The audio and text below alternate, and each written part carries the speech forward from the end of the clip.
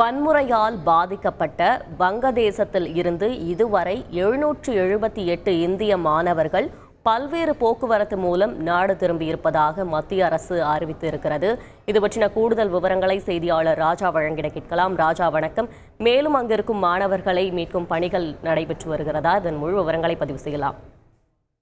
வங்கதேசத்தில் நடைபெறவுள்ள நிலைமைகள் குறித்து தற்போது மத்திய வெளியுறவுத்துறை அமைச்சகம் ஒரு அறிக்கை ஒன்றை வெளியிட்டிருக்கிறார்கள். அங்கு உள்ள தூதரக அதிகாரிகளுடன் தொடர்ந்து நிலைமையை கண்காணித்து வருவதாகவும் அங்கு உள்ள மாணவர்களிடையே நாங்கள் தொடர்ந்து பேச்சுவார்த்தையில் ஈடுபட்டு வருவதாக மத்திய அரசு தரப்பில் தெரிவிக்கப்பட்டிருக்கிறது.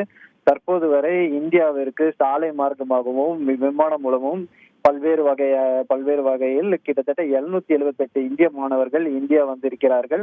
இதில் 200 மாணவர்கள் குறிப்பாக டாக்கா மற்றும் சித்தாங் விமான நிலையம் மூலமாக வந்திருக்கிறதாகவும் விமான சேவை தொடர்ச்சியாக அங்கு செயல்பட்டு வருவதாக மத்திய அரசு தரப்பில் தெரிவிக்கப்பட்டிருக்கிறது. அதே போல் வங்கதேசத்தில் உள்ள இந்திய தூதரகம் அங்கு படிக்கும் பல்வேறு பல்கலைக்கழகத்தில் படிக்கும் 4000 மாணவர்களிடம் தொடர்பில் இருப்பதாகவும் அவர்களுக்கு தேவையான உதவிகளை செய்து வருவதாக தெரிவிக்கப்பட்டிருக்கிறது. அதே போல் நேபாள், பூட்டான் மாணவர்களுக்கும் அவர்கள் கோரிக்கை வைக்கும் பட்சத்தில் அவர்கள் இந்தியா வருவதற்கான உதவிகளும் மத்திய அரசு தரப்பில் செய்யப்பட்டு வருகிறது.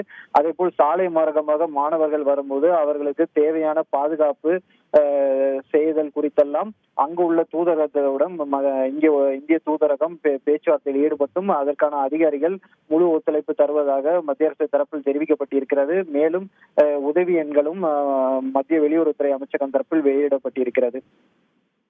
நன்றி ராஜா. செய்திகளை உடனுக்குடன் தெரிந்து கொள்ள உடனே சப்ஸ்கிரைப் பண்ணுங்க.